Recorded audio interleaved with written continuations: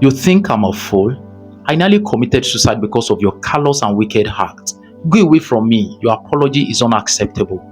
These were the words of Bisola when Yinka, the father of her children, fell to his knee to apologize after several years of unexpected and unbelievable separation. It all started in 1982 in Arabic Community Grammar School in Ilobo. It's unimaginable and unexplainable how Bisola's love grew for Yinka so quickly. Could it have been due to the easygoing and soft nature of Yinka among his peers that drills Bisola's interest towards him? Swiftly, they became a close friends and associates. At first, Bisola approached Yinka to lend her his chemistry notebooks. As her own note was not really up to date because the teacher was too fast in his dictation of the notes. The bond of friendship between the two grew strongly, and Bisola could not contain it again but to do the proposal herself, since all her expectations of him to do the proposal never comes true. This her decision took a deal of courage. Thanks goodness, well, I think she did. And surprisingly, Yinka, like a drowning man clutching a life raft, grabbed the opportunity. In 1983, Bisola and Yinka sat for their National Examination Council (NECO) at the final year and joint admission and matriculation board examination, that is JAM, that same year.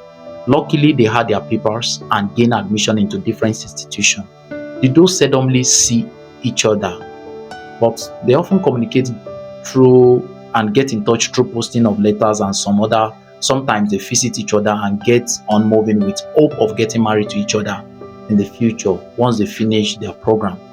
Finally, amidst all odds, Bisola graduated with first class from ABU as a biochemist and immediately secured an employment with Dandy Nigeria Limited after her service year. That organization actually specializes in the production of antibiotics and pharmaceutical products. Yinka, on the other hand, who is in his final year as a mechanical engineering student in OAU, is just rounding up with his project due to incessant strikes action. However, he was graciously supported by our fiancée Bisola both financially and morally. Frequently on weekends, Yinka would pay Bisola a visit in her rented apartment in Ikorodu, Lagos, and slept over till Sunday evening before returning back to school.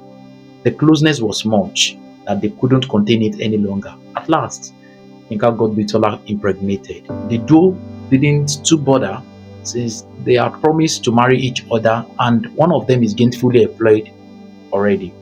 Immediately Yinka was informed about the pregnancy, he withdrew technically from Bisola by giving several and continued excuses, ranging from writing projects to having endless lecture classes. It was this Yinka's attitude of unconcern and indifference that gave suspicion to Bisola, despite countless proposals from prospective suitors, both when she was a student and when he became a working class member. As soon as the prospective suitors discovered Bisola was pregnant, after some months or thereabouts, that the pregnancy was obvious, they desist from all advances towards her in marriage. This period were the hardest time in Bisola's life, and she virtually had no support, and even some co-workers distanced themselves from her, except some few colleagues whom she confided in and related applied to. After 6 months, she went for a scan, and the scan result reported that she was pregnant of twins, and with this, coupled with the fact that she came from a very good family, she totally shunned the pressing need and temptation to terminate the pregnancy.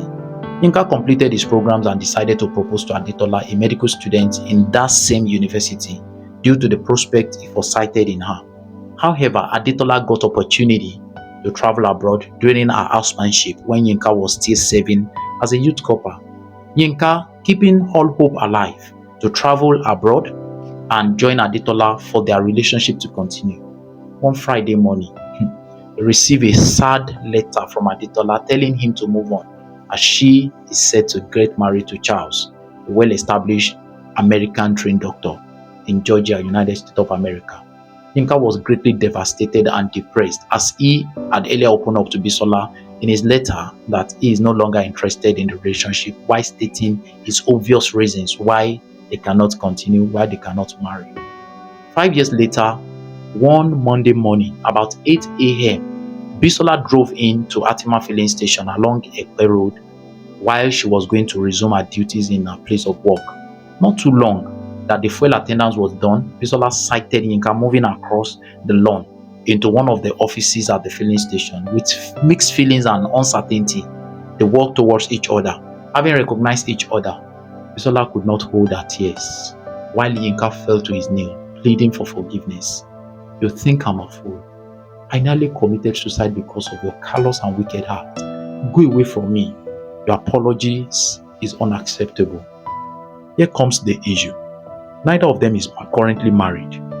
Bisola is still a single mother, as she had experienced several men who played on her being a single mother. Yinka is also not married because he is not currently financially capable, and the children, the twins, a boy and a girl, have started going to school. Should Bisola accept Yinka's apology so as to continue their relationship? Please give your opinion in the comment section. Thanks.